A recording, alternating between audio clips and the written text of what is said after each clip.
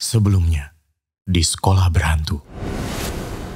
Jadi, ini tangan siapa?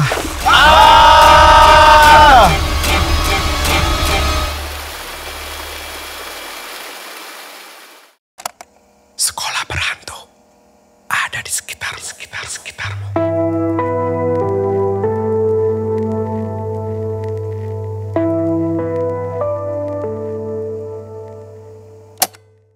Aku yang seketika tenggelam ke dalam air sungai, benar-benar berusaha keras untuk naik ke permukaan air. Tapi semua usahaku tidak ada hasilnya. Gara-gara tangan sialan yang menarik kakiku begitu kuat. Anehnya, aku terus ditarik seolah sungai itu tidak punya dasar. Padahal, itu hanya sungai, bukan laut. Bahkan aku, Jaki, dan Omar sempat menapak dan berjalan di dalam sungai itu. Tapi nggak tahu kenapa, aku tidak punya pikiran apa-apa lagi saat itu karena aku mulai kehabisan napas. Dan aku kira, di momen itu, hidupku akan berakhir. Berakhir dengan sangat lucu dan misterius. Ketika aku mulai memejamkan mata dan tidak sadarkan diri karena kehabisan napas, tiba-tiba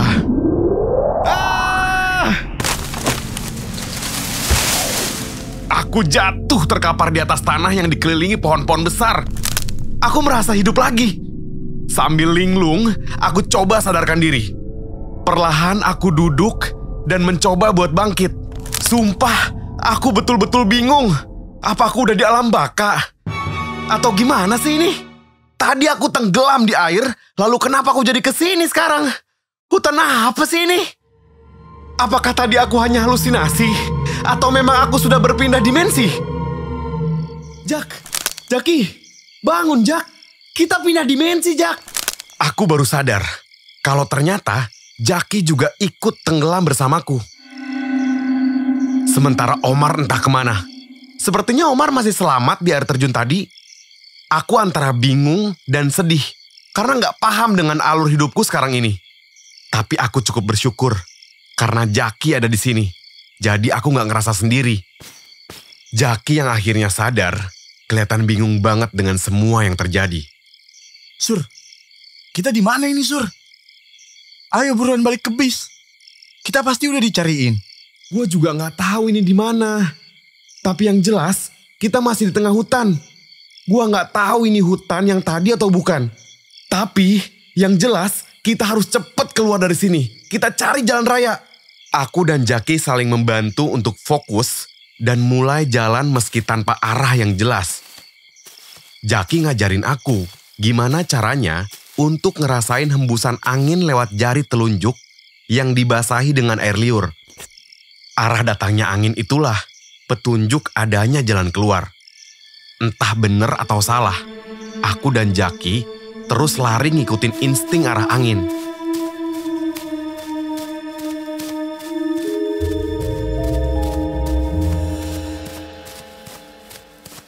Dari kisah ini, si Omar yang tetap tertinggal di air terjun, dia lari terbirit-birit kembali ke dalam bis. Tolong Bu Guru. Suryo dan Jaki hilang. Dia ditelan di air terjun gaib, Bu. Omar basah kuyup sambil nentengin bajunya. Ibu dan bapak guru yang sudah nungguin dia terlihat senang pas tahu kalau Omar kembali ke bis. Dengan trauma yang dialaminya karena melihat dua temannya hilang, Omar akhirnya menceritakan kejadian di air terjun kepada guru dan teman-teman di rombongan. Sementara itu, aku dan Jaki... Jak, lu yakin ini jalan yang bener? Gue gak yakin. Tapi kalau kita gak coba, kita gak bakalan tahu, Sur. Aku dan Jaki terus berlari, sampai kami menyadari sesuatu yang janggal. Satu-satunya hal yang mulai masuk akal di gua cuma satu, Jak. Kayaknya kita pindah dimensi deh. Di tengah pelarianku dengan Jaki, kami mendengar banyak suara manusia seperti sedang menyanyikan sesuatu dengan kompak.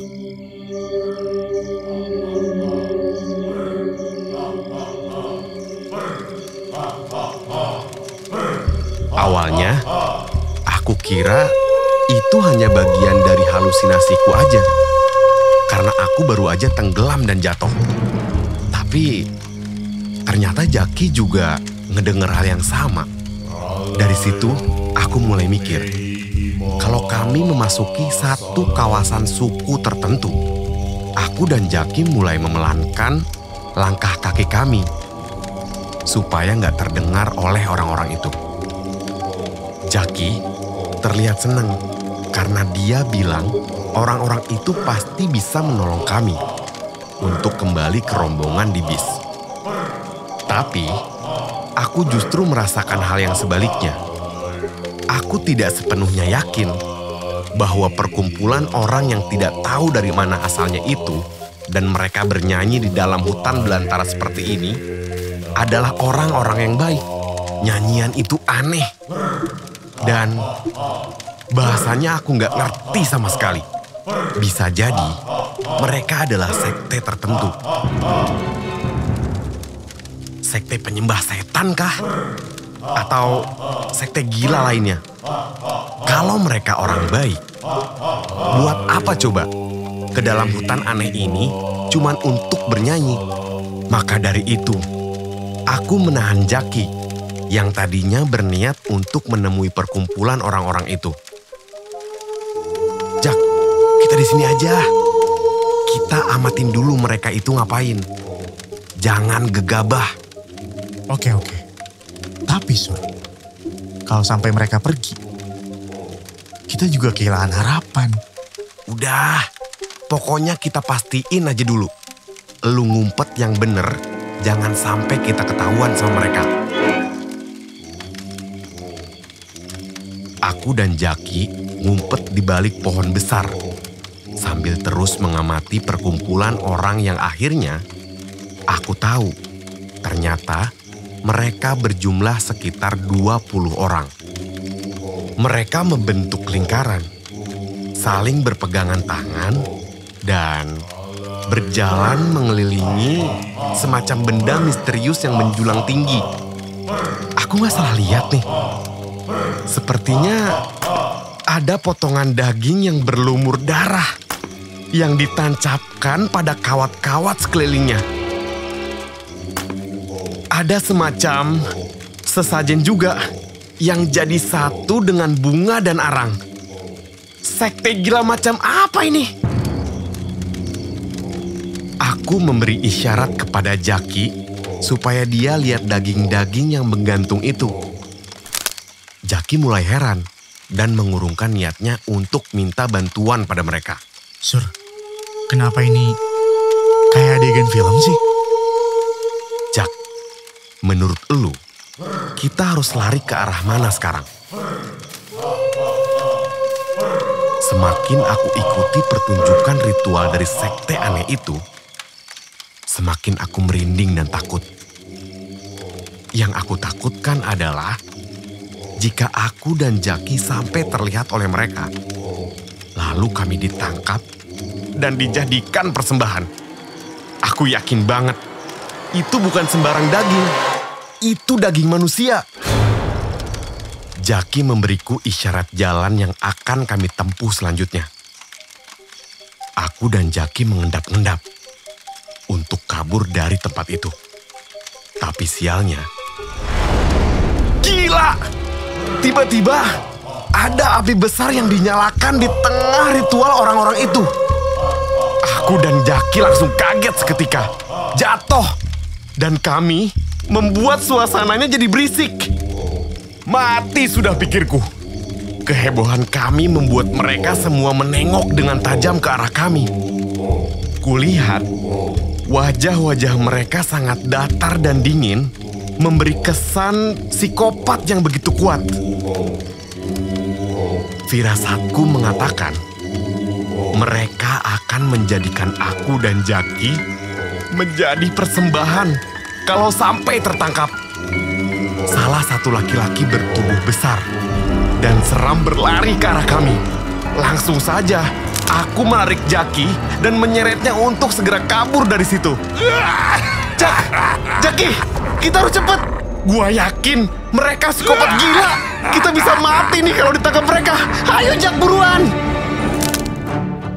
Sur, gue takut Sur. Lu pikir gue nggak takut apa? Memang ketika lagi kepepet, semua bisa dihantam. Di tengah ketakutan setengah mati, aku dan Jaki terus lari sekuat tenaga. Entah dari mana kekuatan itu. Tapi yang jelas, adrenalin aku dan Jaki terbakar membuat kami jadi kuat. Setelah merasa sudah cukup jauh, aku dan Jaki menghentikan pelarian kami.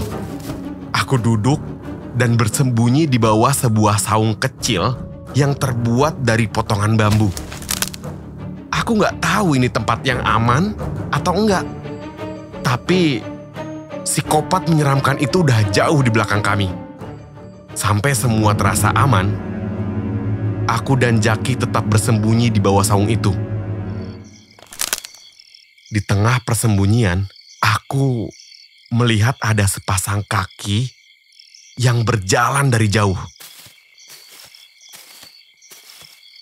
Ternyata itu adalah sekumpulan psikopat tadi. Aku minta Jaki diam dan tutup mulut atau kami akan mati di tangan dia. Psikopat itu terus jalan dan semakin mendekat. Aku dan Jaki pasrah, hanya bisa berdoa dalam hati. Ketika kedua kaki itu semakin dekat, tiba-tiba dia berhenti melangkah. Aku dan Jaki hanya bisa melihat kakinya dari bawah. Ketika kami sudah pasrah dengan keadaan itu, tiba-tiba kedua kaki psikopat itu lari dengan cepat dan nampak ketakutan. Aneh. Aku dan Jaki keluar dari persembunyian setelah yakin kalau psikopat itu udah pergi jauh.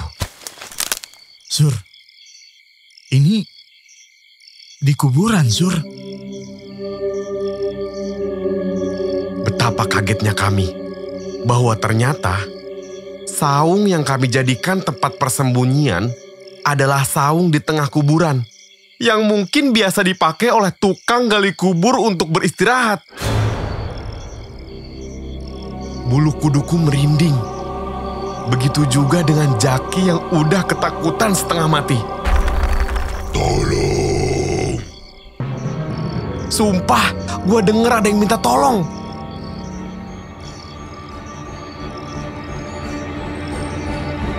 Tolong, temani kami.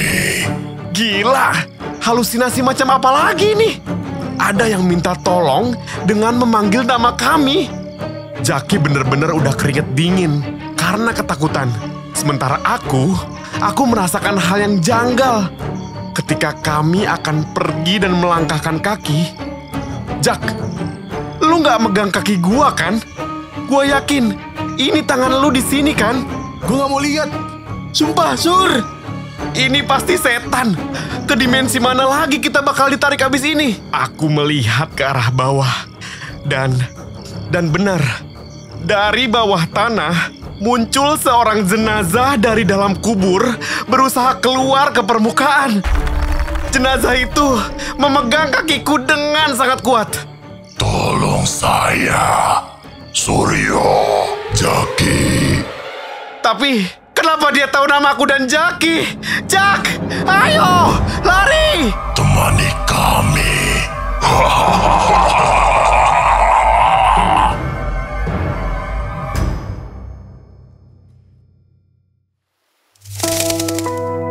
Jangan lupa subscribe dan nyalakan lonceng notifikasinya.